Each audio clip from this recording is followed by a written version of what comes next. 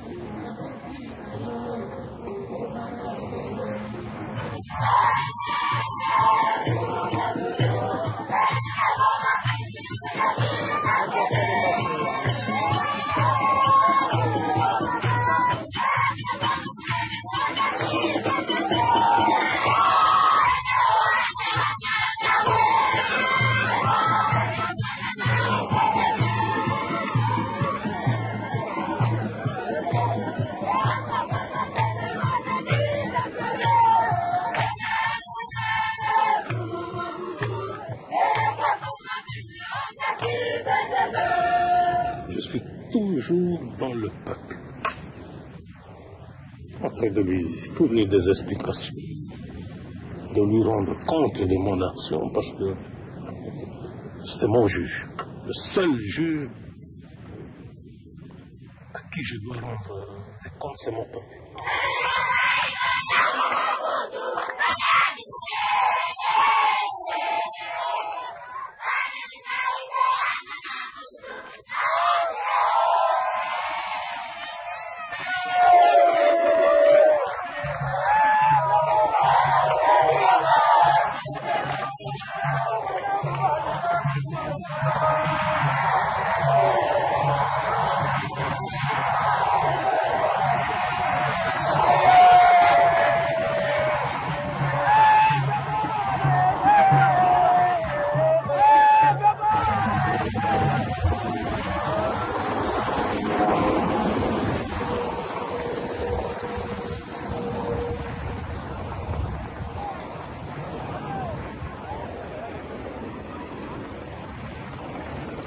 Depuis 1965, le citoyen Mobutu Sese Seko réside aux destinées de la République du Zaïre.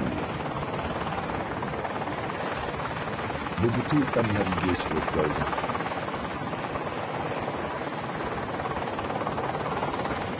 Quand on ne le trouve pas dans les bureaux de la présidence à Kinshasa, c'est qu'il travaille et se détend sur son bateau, le MS Kamanyola, qu'il rejoint le plus souvent par hélicoptère.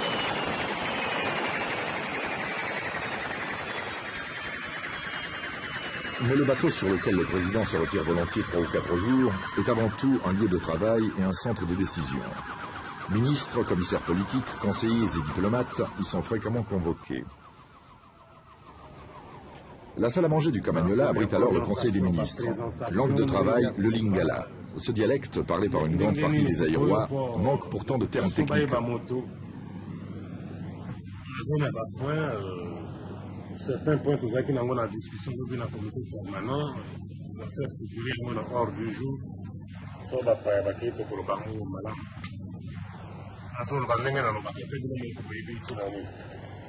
Alors, tant que vous avez tout kamata makambwana nyonso ndenge to salaka. Alors, bato na kozana bango lelo mwa matata. Affaires économiques, commerce, santé, et bien, pas une agriculture, ce qu'on peut dire bizangi, et bien, ça explique beaucoup de choses. Où il y a l'attaque lunettes, où il y a Zalakabou et Moulaï, et me pousser pour bailler baillon. Il faut tout tirer en main sur la clé. Alors, bilan comptable, ça c'est le bouquet.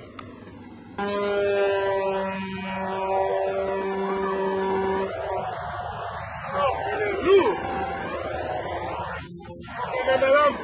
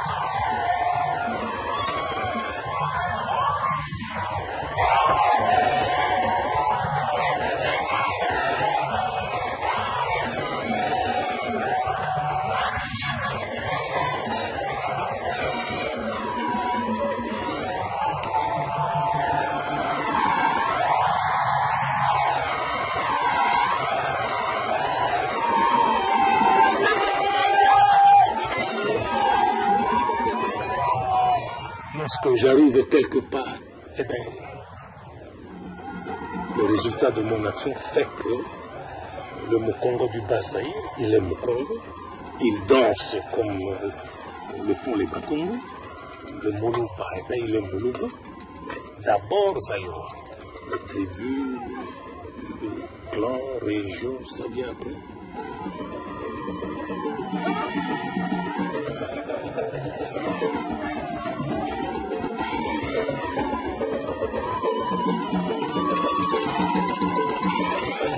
Je condamne le tribalisme, mais je suis pour les tribus.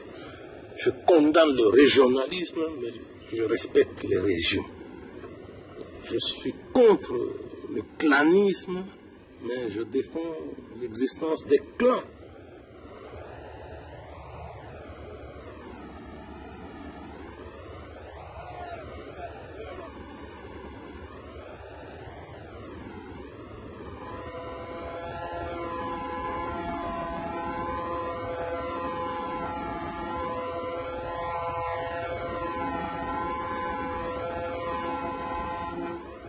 C'est magnifique le fleuve, non? Pardon, vous voyez. Qu'est-ce que ça représente pour vous, le fleuve? Comment? Qu'est-ce que ça représente pour vous, le fleuve? Beaucoup de souvenirs. Beaucoup de souvenirs. Je suis né sur le fleuve, mes études en Mbandaka. Toujours sur le fleuve, Kinshasa. Le Mongalema, sur le fleuve, c'est ma résidence. Beaucoup de souvenirs. C'est une espèce de trait d'union entre les pays. Plus qu'un seul trait d'union, c'est notre colonne vertébrale. Le Zaïre, un immense pays aux ressources immenses. Grand comme 4 fois la France ou 27 fois la Suisse, la moitié de son territoire est recouvert par la luxuriante forêt tropicale. Le sous-sol est souvent qualifié de scandale géologique. Les fabuleuses richesses de ce sous-sol privilégié, cuivre, cobalt, diamants, or et bientôt pétrole, procurent les devises nécessaires au développement. Mais la machine a encore dératé. La qualification humaine est insuffisante, la corruption n'est pas maîtrisée, le produit national inégalement réparti. 24 millions d'habitants dont la grande majorité pratique encore une économie de subsistance. 250 ethnies différentes reliées à la grande famille bantoue.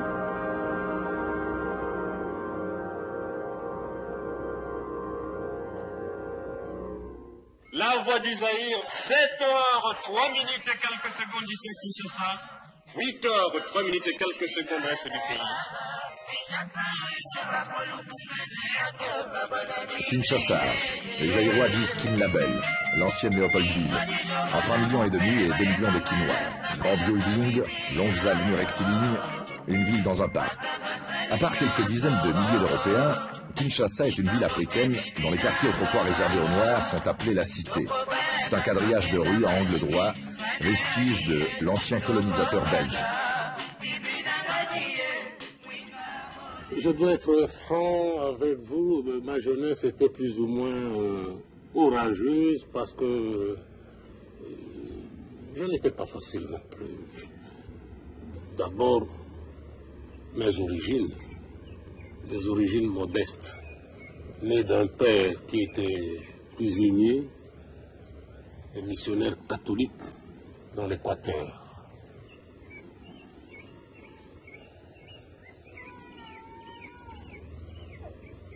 J'ai commencé mes études primaires chez les pères de Scout. À Kinshasa, je devais continuer à Mbandaka chez les frères des écoles chrétiennes, quelques années chez les pères capucins à Molegbe, de nouveau retour à Mbandaka où j'ai fait des études secondaires et moyennes avant d'être engagé à l'armée. L'armée coloniale, la force publique de l'époque, en 1950, j'avais 19 ans et demi. Et pourquoi vous aviez choisi l'armée? Je n'ai pas choisi l'armée. Je ne suis pas un volontaire, j'étais plutôt un milicien. Et puis, j'ai été fait militaire dans des circonstances assez spéciales. Kinshasa, à l'époque, nous étions en 1950, en 1949, était considéré comme un lieu qui ne plaisait pas tellement aux curés de l'intérieur. Il était interdit aux élèves de certains instituts même ceux qui avaient des parents ici, de ne pas venir parce qu'on se conduisait mal ici à Kinshasa. Sans avertir mes supérieurs, en décembre 49 à la Noël, je suis descendu à Kinshasa par bateau. Et un collègue qui est aujourd'hui commissaire d'État, on dirait chez vous ministre, m'a trahi chez les curés. À mon retour, j'ai été convoqué par le directeur de l'école pour me dire, eh bien, son infini de vous, une enveloppe passée à l'armée. Voilà comment je suis devenu militaire. En décembre 1956, je devais terminer mon service militaire de 7 ans pour embrasser la carrière de journaliste. En 1957, c'était la rencontre avec Lumumba qui devait, une année plus tard, donc en 1958, fonder le mouvement national congolais de l'époque, le MNC. 10 journalistes que j'étais, cette rencontre avec Lumumba m'a conduit à m'occuper plus de la politique que de tout le reste. Vous avez été marqué par la personnalité de Lumumba? Ah oui, ça il faut le dire, et ce n'est pas pour rien que après un stage et un passage à l'Institut d'études sociales en Belgique, lorsque Lumumba est venu pour discuter avec les autorités belges de l'indépendance nationale, me trouvant sur place, il a fait de moi son secrétaire particulier. J'ai dirigé pendant tous les travaux son secrétariat particulier. 30 juin 1960, le roi des Belges Baudouin arrivait à Léopoldville pour la séparation définitive de la colonie et de la métropole. Le drapeau de la fête n'allait pas flotter longtemps sur l'ex-colonie.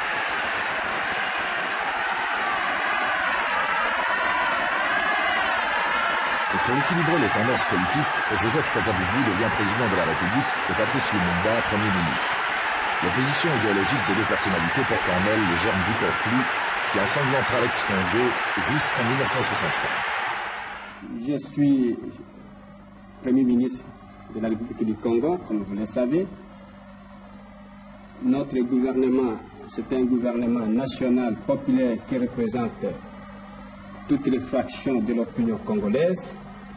Et nous luttons pour un idéal qui est la construction du Congo dans l'unité et la concorde nationale.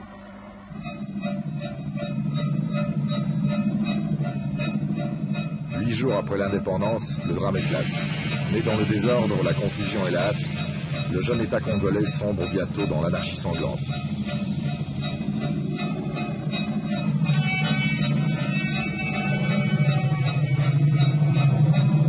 La révolte de la force publique a mis le feu aux poudres. Mobutu, nommé chef de l'armée, a fort à faire pour tenter de ramener le calme. La rivalité politique s'accentue, l'arbitraire domine et les exactions se multiplient.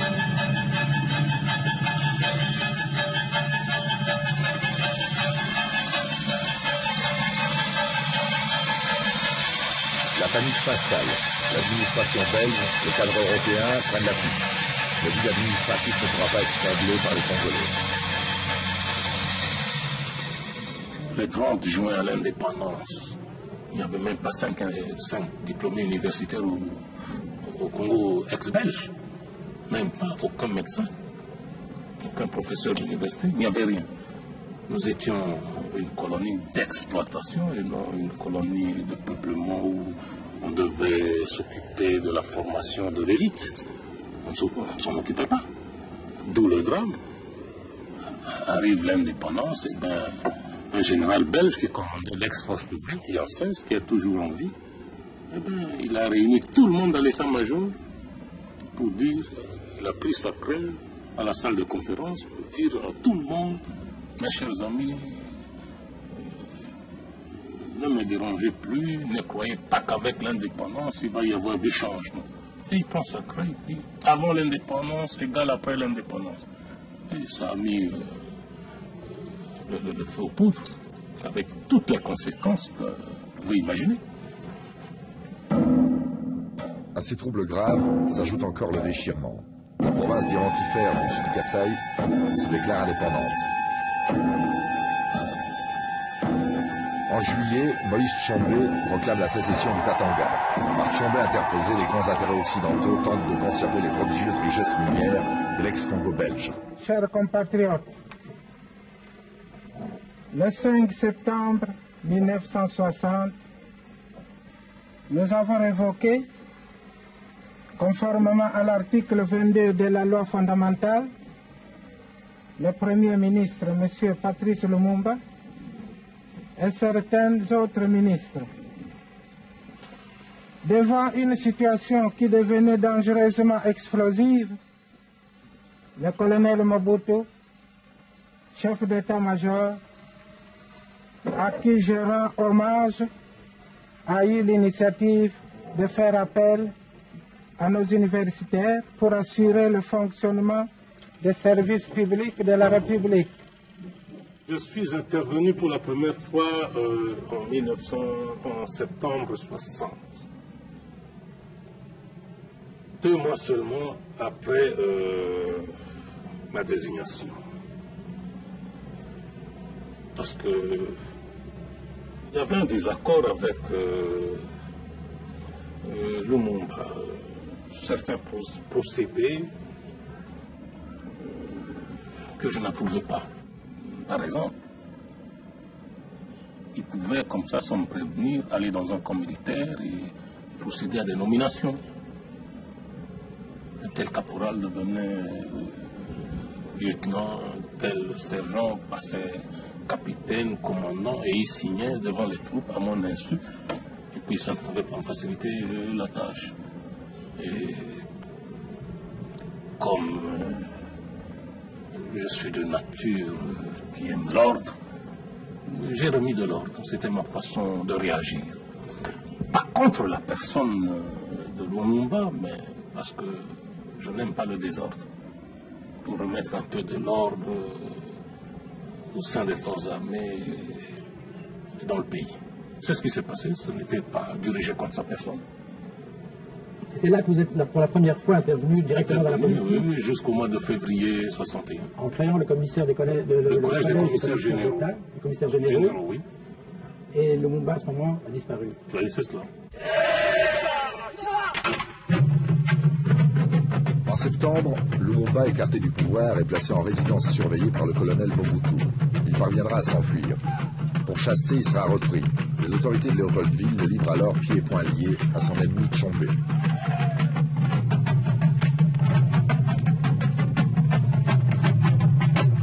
Horriblement sévicié, Lumumba mourra sous les coups en janvier 1961. Le martyre de Patrice Lumumba est achevé.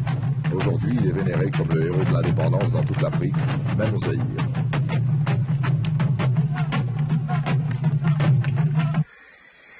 À leur tour, les provinces du centre et de l'Est, fidèles à Lumumba, entrent en rébellion ouverte. Ethnies différentes, mercenaires, armée nationale et casques bleus s'entre-déchirent dans un chaos sanglant.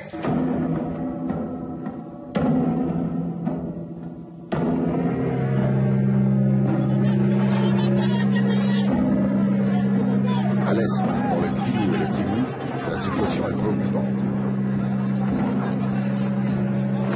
Mobutu, commandant en chef, est sous le front. Il dirige personnellement les opérations contre les partisans de Pierre Moulin. Masqués par la brousse, stimulés par les fétiches protecteurs, les nouvellistes résisteront longtemps. Jacques paysanne, armée en guenilles, ils lutteront avec acharnement contre Mobutu et l'armée nationale congolaise. Plus du tiers du territoire national est aux mains des rebelles.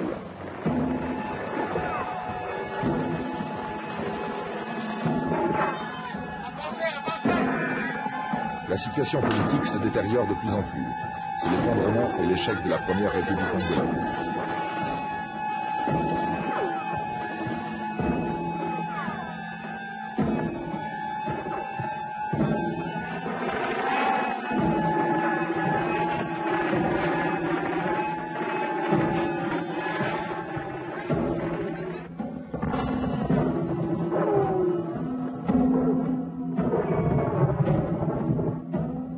le général-major Mobutu, Joseph Désiré, ici présent, est nommé lieutenant général de l'armée nationale congolaise par ordonnance numéro 400 du 3 novembre 1965.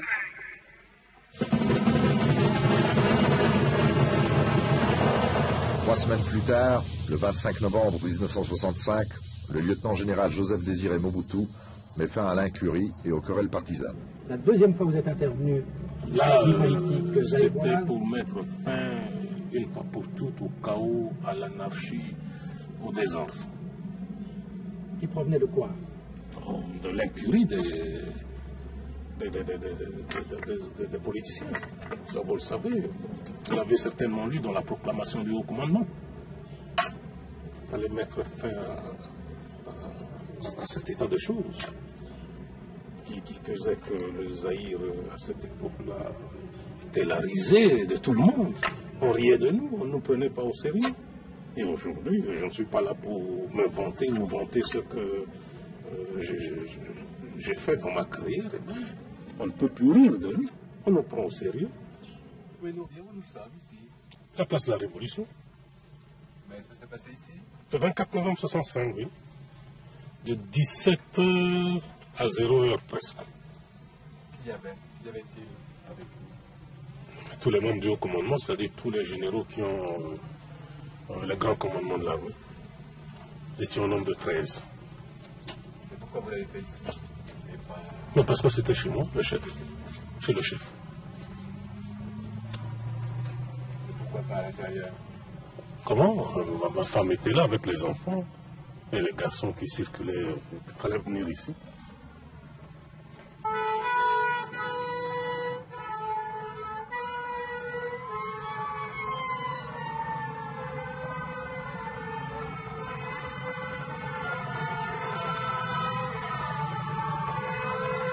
Il y a donc 10 ans que Mobutu assume le pouvoir dans l'ex-Congo belge, devenu le Zaïre en 1971.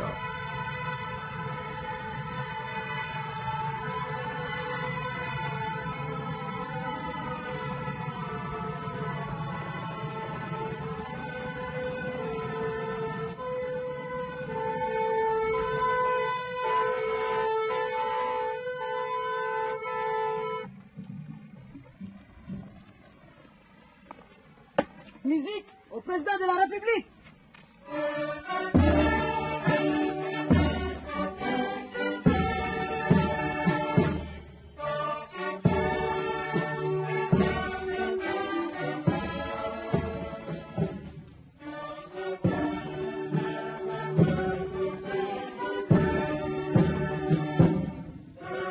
La présidente est souvent aux côtés de son mari.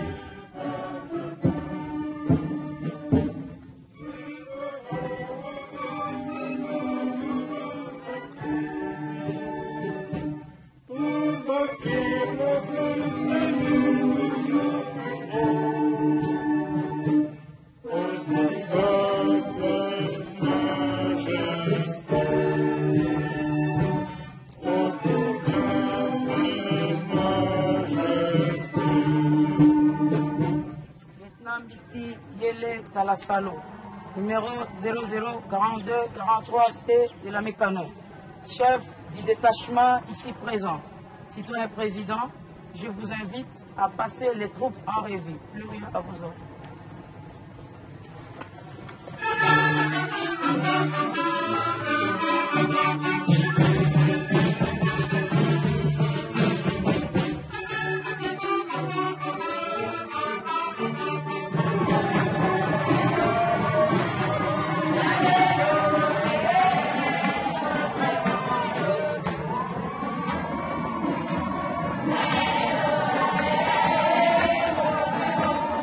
Chaque cérémonie officielle exige la présence du personnel politique au complet.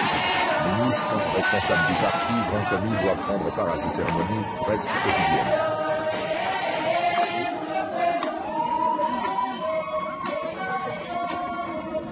Un mauvais concours de circonstances, là rare dans l'histoire, fait que nous devons être beaucoup plus attentifs que d'habitude sur la marche de notre économie.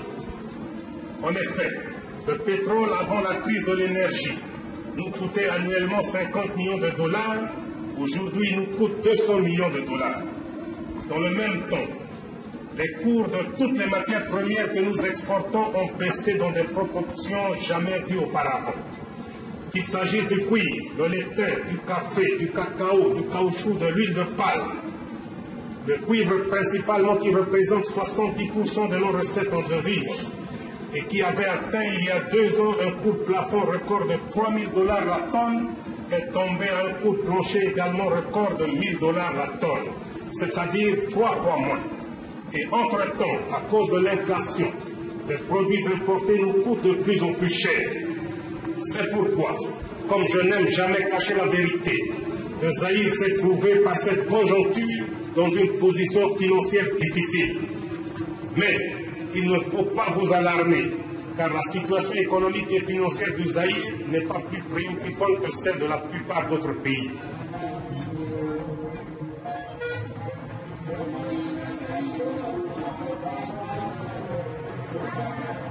Les Zaïrois doivent bannir le mensonge et le vol quand ils le rendent indigne.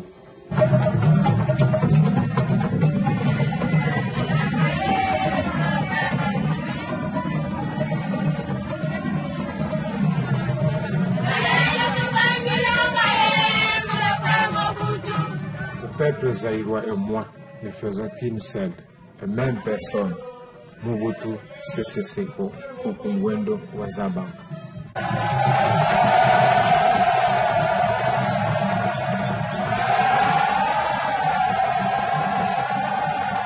Le peuple zaïrois forme une grande nation organisée par le mouvement populaire de la Révolution.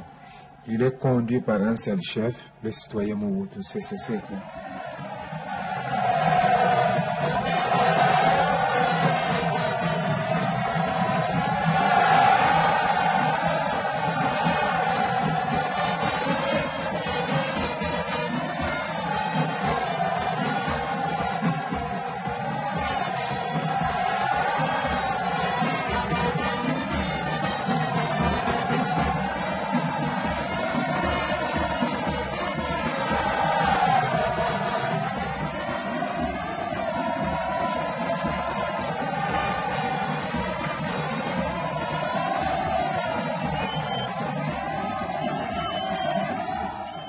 Ce que je fais dans mon pays n'est pas à comparer avec ce qui existe chez vous. Tout de suite, vous vous sentez un peu perdu. Dans mon pays d'où je viens, il y a X nombre de partis, c'est ça la démocratie.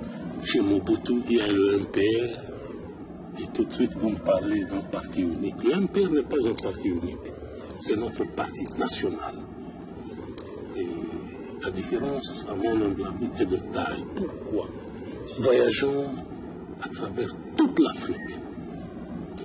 Il n'y a jamais eu, il n'y a pas,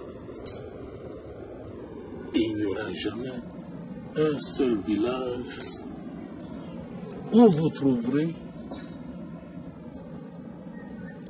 un leader de la majorité avec résidence au centre du village et un autre leader appelé leader de l'opposition dans un petit coin quelque part. Ça n'a jamais existé. Depuis des temps immémoriaux, ça n'a jamais existé en Afrique, dans nos traditions. Il y a toujours eu un seul chef pour tout le monde. Et le chef se fait toujours entourer des notables.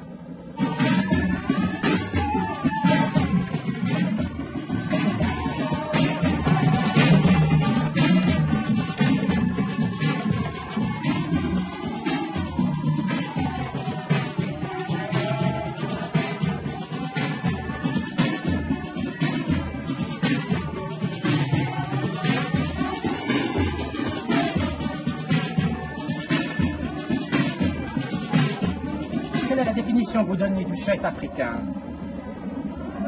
il n'est pas, pour commencer, il n'est pas un chef européen ou américain ou asiatique, c'est un Africain. Et bien lorsqu'on dit africain, l'Afrique a ses traditions. Vous voyez, j'ai une canne. Il ne s'agit pas d'un parapluie, par exemple. Je ne suis pas un Britannique. Qu'est-ce qu'elle symbolise, cette canne, justement? L'autorité du chef. L'autorité. Et vous voyez, un autre exemple, la plupart des cadres dirigeants du MPR portent aussi des toques léopards comme moi. Eh bien, comme je suis un fervent défenseur de la nature, ben, il est interdit, par exemple, aux autres cadres dirigeants, suivant les décisions du Congrès, le premier Congrès ordinaire du MPR, de porter les épaules de léopard, sauf le président. Tout le monde est dans des imitations, sauf le chef de l'État. Salongo, ça signifie travail. Salongo, c'est une des incantations du moboutisme, un des slogans favoris de l'éducation politique du peuple zaïrois. Et pour donner à ce peuple le goût du travail, on l'a rendu obligatoire à la manière chinoise tous les samedis après-midi pendant quelques mois. Pas un zaïrois ne s'y dérobait, et du moins officiellement.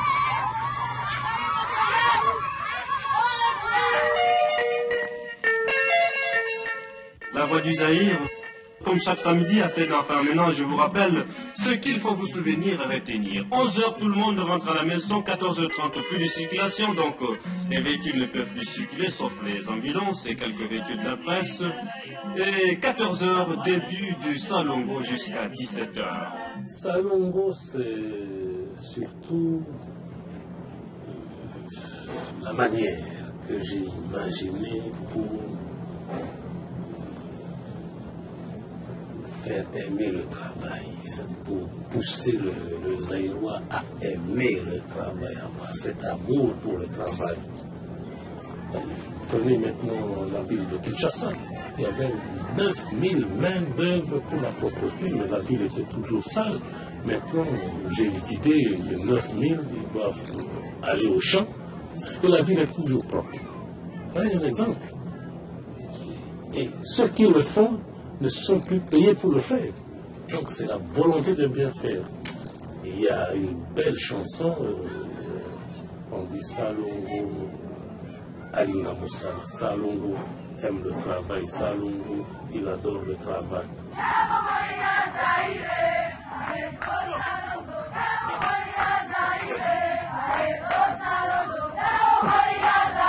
Salongo, c'est-à-dire homme, femme, allez, au champ. Travailler la terre de nos ancêtres.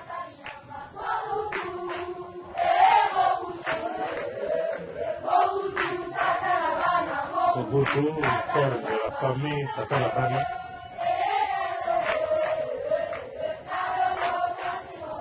Mobutu, le père de la famille, qui prêche le Salongo, homme, femme, au champ, travaillons le champ, la terre de nos ancêtres.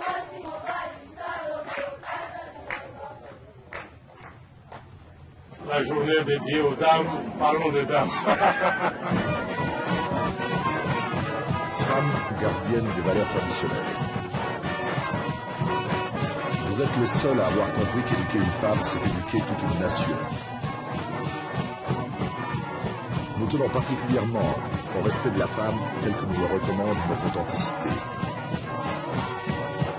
10h30 de dialogue entre les guides et les citoyennes de Kinshasa. La citoyenne zaïroise est une maman.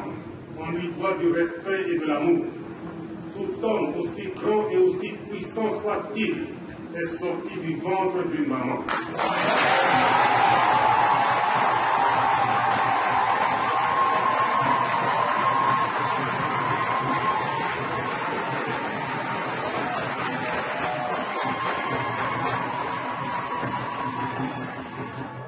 C'est pourquoi, au Zaïre, toute citoyenne, qu'elle soit grande ou petite, jeune ou âgée, mariée ou célibataire, mère de famille ou pas, s'appelle maman.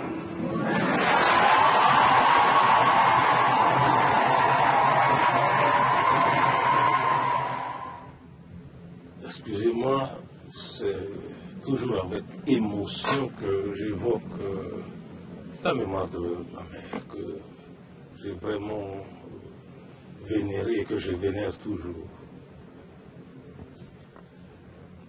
Ma mère avait une tante, épouse, disons même première épouse d'un chef. Et le chef en question du village de ma mère, Kawele, chez les Bangwandi, avait une 60aine de femmes. La première épouse, c'était la tante à ma mère à laquelle je fais allusion, mais qui n'a pas eu d'enfant. Et comme c'est dans les traditions en Afrique, surtout en Afrique noire, eh ben, puisque la première femme n'avait pas d'enfant, il fallait qu'elle retourne dans la famille, trouver une cousine, une nièce, tout ça pour la remplacer, pas la remplacer comme première épouse, mais la seconder pour avoir les enfants, parce que contrairement aux coutumes occidentales, un mariage chez nous sans enfants est nul, le droit. Chez vous, on dit avec ou sans enfants, c'est toujours valable. Eh bien, ma mère est arrivée, d'abord des jumeaux qui n'ont pas survécu à la naissance, et ensuite 2 autres enfants. Elle n'a pas su tenir et elle s'est enfuie. Ma mère s'est enfuie à pied, ça fait plus de 200 km, jusque chez son frère. Alors c'est la rencontre avec mon père. Elle est morte pour la foi catholique. Eh bien, vous savez que ma mère a rendu l'âme, et vous savez qui tenait sa tête entre ses mains? Eh bien, une Belge infirmière. Elle a beaucoup aimé. Première recommandation, cette femme, c'est plus que ma soeur. Il lui faut une voiture Mercedes. Elle a beaucoup souffert, elle n'a rien, elle marche à pied. C'est scandaleux pour quelqu'un qui s'occupe de la maman de Mobutu. Et il faut le faire. Et vous irez demain à Gemena, vous verrez Madame Chapelle, c'est son nom. Elle est encore là, elle est infirmière, elle dirige la clinique de Gemena. J'ai respecté la recommandation de ma mère, elle a sa voiture Mercedes.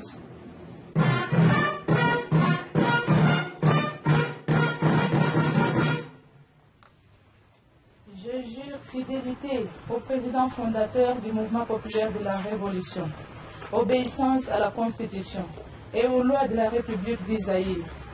Je prends l'engagement solennel d'être dépositaire et garant du moboutisme, fondement de notre révolution.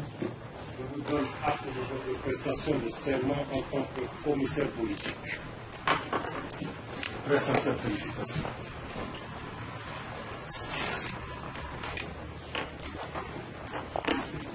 Citoyenne Padrini Assoumani Issou, commissaire politique, je vous invite à prêter serment devant le président fondateur du mouvement populaire de la Révolution.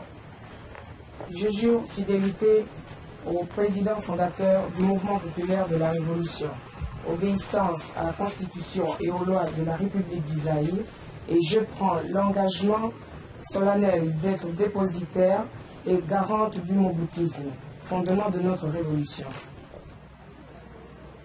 Le moboutisme, doctrine d'un père, c'est la pensée, les enseignements et l'action du guide Mobutu Sese Seko.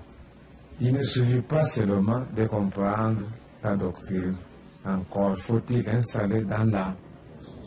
Parler du moboutisme, essayons un peu de remonter jusqu'au début, c'est-à-dire depuis mon avènement. Qu'est-ce que j'ai trouvé comme héritage?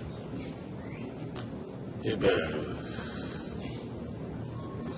la rébellion un peu partout, sécession, eh bien, n'en parlons pas. La rébellion était imposée aux Zaïre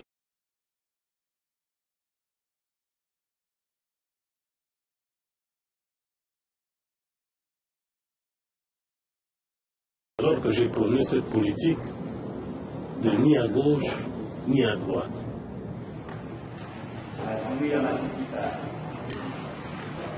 Ni à gauche, ni à droite, c'est le bon boutisme. Neutraliste en politique étrangère, conservant des amis dans chaque camp, pragmatique en matière économique. L'ossature du système, c'est le MPR, le mouvement populaire de la Révolution. En présence du corps diplomatique, les futurs cadres du parti reçoivent leur diplôme.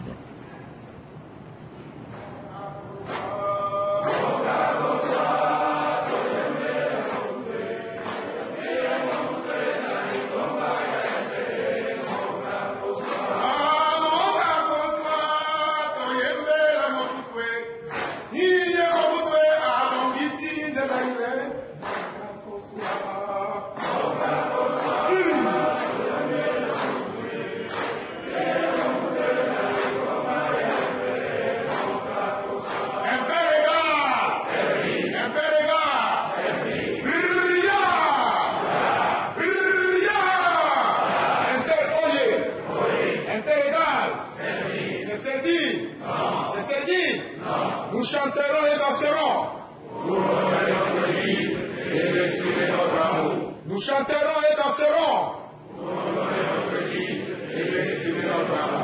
L'authenticité est notre philosophie politique. Nous voulons être nous-mêmes et non ce que les autres voudraient que nous soyons. La République du Zaïre!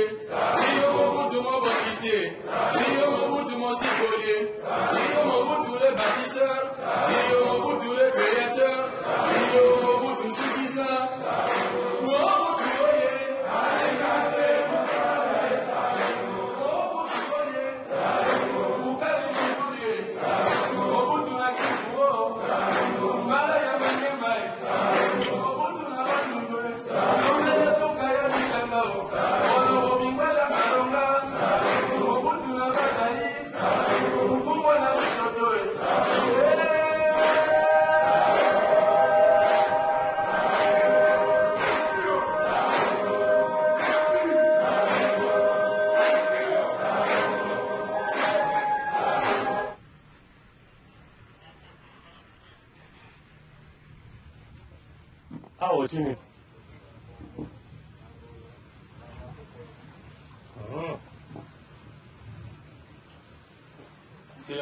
Oh, pardon.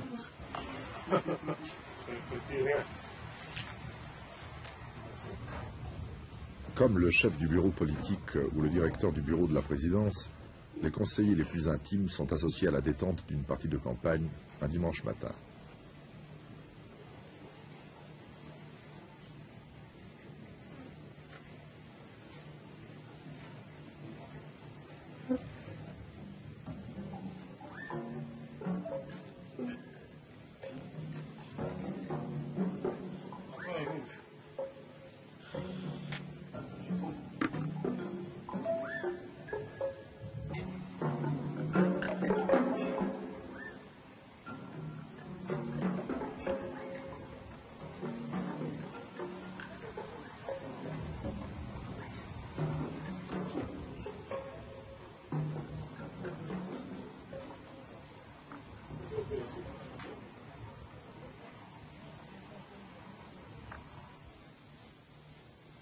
Monsieur le Président, à part la pêche, quelles sont vos autres distractions favorites?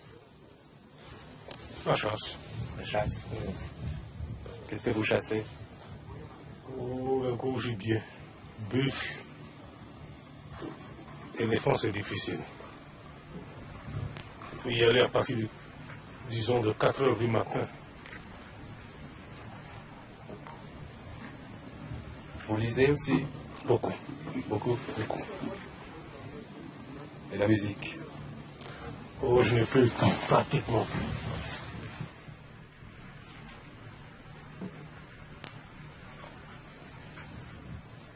Ça va bien ici. Bonne journée à toi.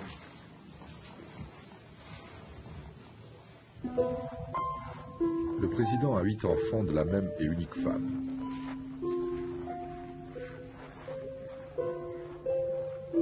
Il habite sans ostentation l'ancienne résidence d'un directeur de la Banque du Congo, située à l'intérieur d'un camp de paracommando.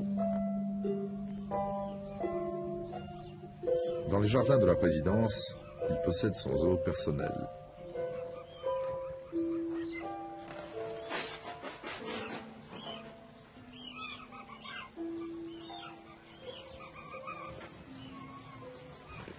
Il y avait toutes sortes de singes là.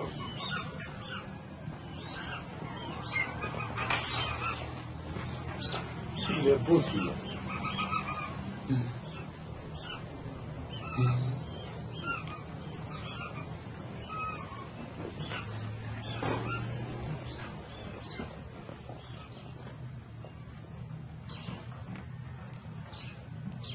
Les gens viennent comme ils l'entendent. Parce que les jardins présidentiels, on peut les visiter. Chaque dimanche. Chaque dimanche. Chaque dimanche.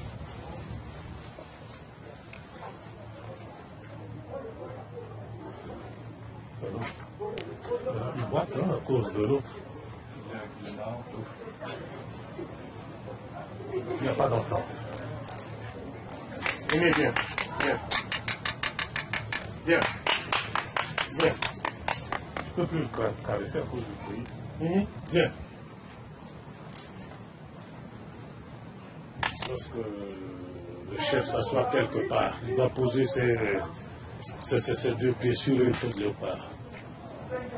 C'est la puissance et l'autorité.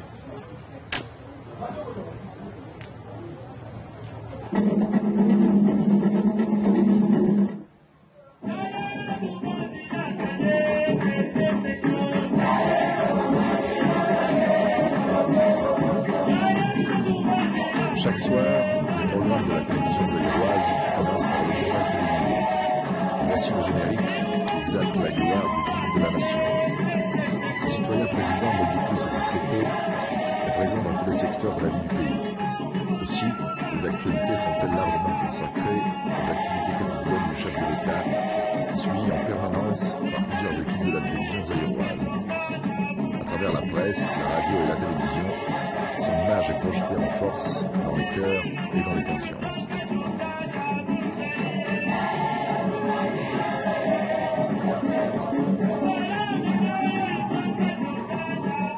Pour nous Zaïrois, maintenant, c'est le recours à l'authenticité, c'est-à-dire puiser dans le passé tout ce qui est digne pour revaloriser certaines valeurs dans les traditions que nous ont léguées nos ancêtres. Je peux couper ou bien je peux couper. Allô. Et Nazaïna, journaliste, pour téléphoner dans les sociétés. Merci. Ça ne va plus sonner. Merci. J'ai réuni les principaux collaborateurs pour des journées entières de réflexion sur ce problème de l'authenticité. Avec toutes ces questions que nous nous sommes posées. Pourquoi moi, Mobutu, qui suis africain, zaïrois et pourquoi pas nègre? Pourquoi dois-je manger comme mes maîtres d'hier? Pourquoi dois-je m'habiller comme mes maîtres d'hier? Est-ce parce que tout ce que l'ancien maître a trouvé chez moi était mauvais? Et lorsqu'on essaie de trouver des réponses à toutes sortes à cette question, disons, on se rend compte que tout n'était pas mauvais avant l'arrivée de l'ancien maître sur le sol zaïrois, sur le sol africain, dans notre continent. Une petite explication sur l'authenticité. Au début, lorsqu'on a commencé l'aménagement du domaine présidentiel ici du Mont Kalima, vous voyez, hein, devant nous ici, c'est l'imitation de Versailles. Donc, jardin français. Ici, jardin anglais. Alors, la troisième partie, pour terminer, vers le fleuve, c'était, malheureusement c'est fermé, j'allais vous montrer ça sur le plan. On allait mettre là le jardin type japonais avec des ponts et tout ce que vous voulez. Eh bien, depuis fin 71, avec le recours à l'authenticité, eh bien, plus de jardin japonais. La France, la Grande-Bretagne et le Japon, plus question pire. Retrouver mon âme dans le cadre de l'authenticité signifie, au moins dans mon esprit, cesser d'imiter pour le simple plaisir de le faire. J'ai quelques exemples à vous citer. Je ne vous apprends rien en vous disant que j'ai déjà, depuis 10 ans comme chef suprême de mon pays, visité pas mal de continents à l'invitation des collègues chefs d'État. On m'imposait à moi, Africain, nègre, zaïrois, certaines règles de protocole qui n'avaient rien à voir avec mon authenticité. On me disait à moi, par exemple, col cassé, nos papillons, cravate noire. Mais pourquoi? Avec mon abacos, manche longue, bleu pendant la journée, noir pendant la nuit, eh bien, j'ai été reçu aux États-Unis, en France, par le président Pompidou, en Chine, partout, en Roumanie, partout à travers le monde. Et on m'a respecté, c'est-à-dire on a respecté le choix que j'ai fait d'être ce que je dois être. Mao,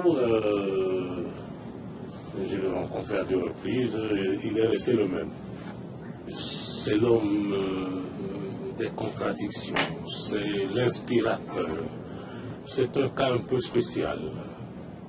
Par exemple, vous voyez, la rébellion de mon pays, eh bien, ça nous a fait 500 000 morts, d'après les documents de l'état-major général de nos forces armées.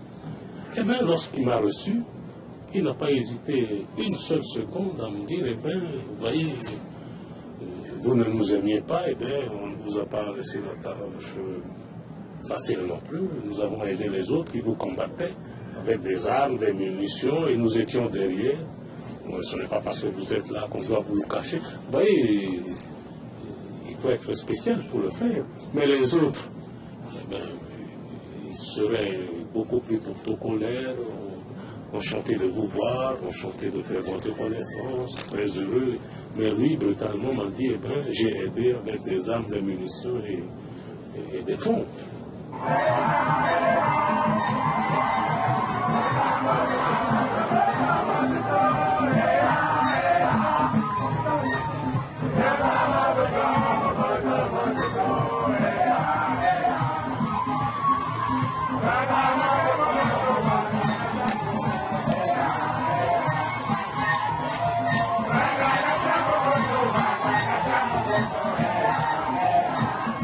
Le zaïrois, mes chers amis, connaissant, il est à la fois musicien, c'est-à-dire danseur, il aime chanter, il aime danser. Eh bien, l'animation pour nous signifie notre manière d'éduquer politiquement notre masse. Lorsque nous voulons l'éduquer politiquement, nous tenons compte de ce qu'il est, c'est-à-dire de son identité. Comme il aime danser et chanter, eh bien, l'éducation politique se fait avec tous ces mouvements de danse et de chant que vous appelez l'animation.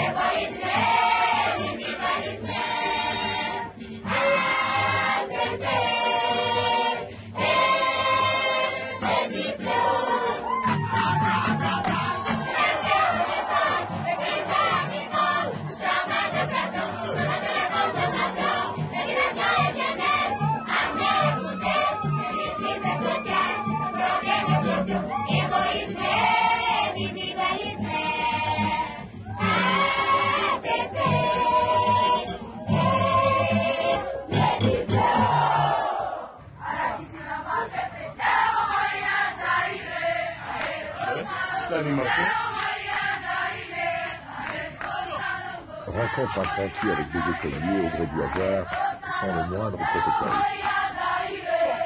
C'est quelle école? Quelle école? Et quelle école? École Yolono. Ah, vous êtes à Yolono? Oui. Ah, vous voulez voter à la Mongolie?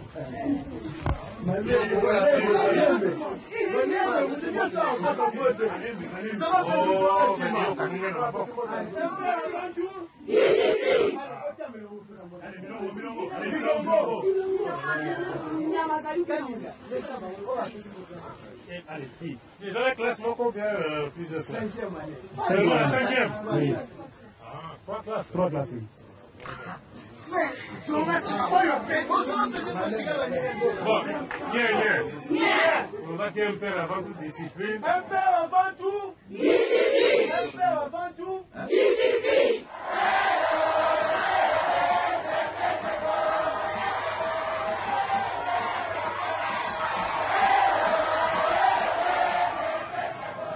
Lorsqu'on a affaire à un peuple comme le mien, on ne peut pas se sentir fatigué. Un chef qui se sent aimé. Et vous voyez ce plaisir de se savoir aimé par son peuple. Je ne dis pas adorer pour ne pas exagérer. Se savoir aimer, ça fait plaisir. On se tuerait pour ce peuple.